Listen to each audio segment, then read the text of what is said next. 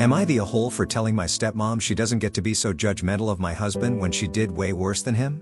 Hello Reddit, I'm a male, 34 years old. I've been married to the love of my life T, 36 years old, male, for 2 years. T was married before to a woman, let's call her Lily, 35 years old, female, with whom he shares has a son, 6 years old, male, and a daughter, 4 years old, female, with. He and Lily got married because she got pregnant and their parents forced them to get married. My dad, 60 years old, male, cheated on my mom, 58 years old, female, with my stepmom, 49 years old, female, and they got divorced. Stepmom was already married before, but she has a whole narrative of how my dad was the man of her life and that her ex was trash. So, she basically judges everyone who got divorced and remarried. She doesn't include herself in this BTW. So that is what is happening now.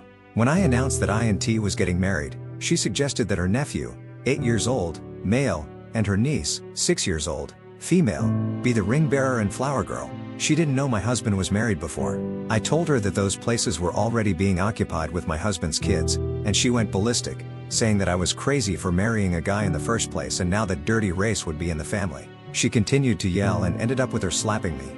I ignored all of it until she started to call my stepkids not real family, which infuriated me to no end, and I decided to give her a piece of my mind. During a family dinner, stepmom continued her speech about how those kids aren't supposed to be there, because they aren't family. And then I said, well, looking by that logic, you and your kids shouldn't be here, since you were already married before. And she went crazy, screaming at me and crying about how she just wanted to be included in the family.